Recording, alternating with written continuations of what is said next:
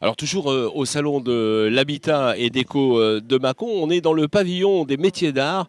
Vous avez des artisans d'art avec des stylos en bois, vous avez des bijoux. Alors celle-là, ça vient de la Guadeloupe, Martinique, hein, c'est ça.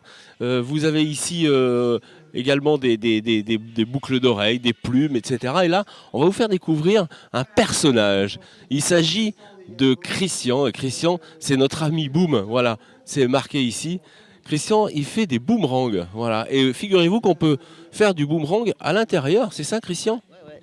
Avec des boomerangs en carton. C'est ça l'astuce, Mais quoi. comment ça, des boomerangs en carton, ça marche? Comment ça marche? Alors, comment ça marche? On va expliquer vite fait. Ouais, vite fait, je vous en montre un comme ça. Donc, ça, il y a une face plate et une face profilée, comme une aile d'oiseau. Ah, mais en plus, Montrez-la comme et ça. ça, c'est un gaucher, justement. Voilà. Ah, parce Euh, qu'il y a droitier et ouais, gaucher ouais, aussi. ouais, vous voyez, ça, c'est des gauchers, ça, c'est un droitier. Là, j'avais pas préparé mon truc. Voilà, vous voyez, la partie effilée est à droite et là, elle est à gauche. C'est-à-dire que le boomerang, j'ai toujours le profil vers moi. Si je le tiens à l'envers, ça marche pas. Donc, un gaucher spécial pour les gauchers, ça, c'est hyper important. Alors, quel est ce principe, Christian, que le boomerang revient tout le temps? Ah non, tout le temps, c'est c'est évident. En intérieur, ça marche bien, un peu mieux que dehors, parce qu'en intérieur, il n'y a pas de vent. Donc c'est vraiment le geste qui fait que ça revient. Ils ont même essayé dans la navette spatiale, hein. Il y a un cosmonaute japonais qui a pris un boomerang en mousse, et ils ont testé, ça marche, pareil, hein. Bon, voilà. Donc le principe est pareil. Sur le carton, on refait ce petit profil, hein, légèrement, en le pliant légèrement. Donc ça nous permet d'avoir le bon geste. Quand on lance un boomerang, c'est ce que je dis à tout le monde, il faut oublier que ça revient. Parce que sinon, notre mental veut lui donner un effet. En fait, il faut arriver à chanter le mental, lui dire qu'on a un javelot, une fléchette. L'idée, c'est pas de lancer fort, mais tout droit. Et une fois qu'on a compris, eh ben, on peut essayer de jouer dehors avec du carton, toujours, hein, sur du macadam. Voilà, on prend du carton plus épais ou on double. Et comme ça nous donne une expérience avant d'utiliser celui en bois. Le problème, bon, surtout sur les boomerangs à deux pales, bipales, c'est des boomerangs lourds, distance, grand vent. Parce que donc vous nous disiez à la vitesse du vent, il faut se calculer aussi, donc il faut comprendre un petit peu le vent Voilà, aussi, il hein. y a, il y a le vent dehors, c'est lui mon partenaire. Donc quand je cherche à peu près d'où il vient et je procède par essai. Donc moi, en tant que droitier, je vise à droite du vent. Sur bon, il y a les bipales, on va dire entre 80 et 90 degrés, les tripales 60-70 en gros.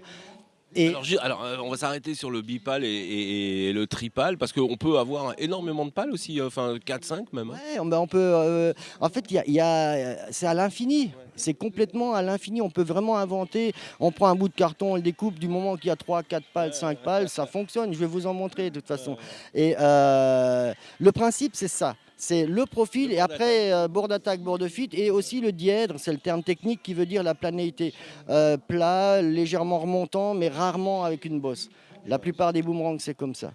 D'accord. Et puis, oui, et je dirais, ce sont des œuvres d'art. C'est très très beau en plus.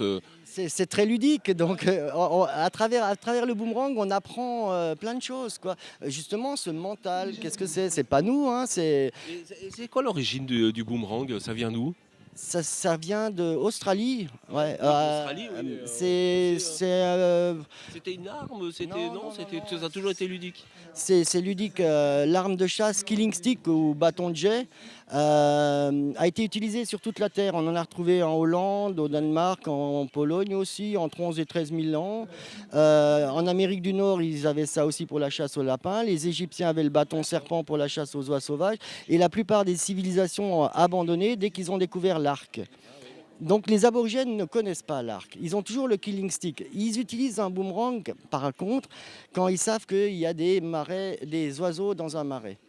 Et là, donc ils lancent un boomerang.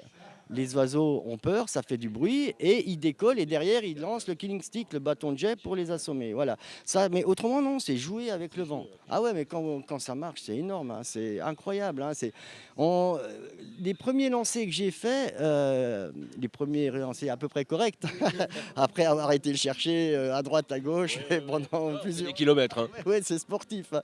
Et ben, quand ça commence à marcher, je me dis, mais c'est incroyable, quoi.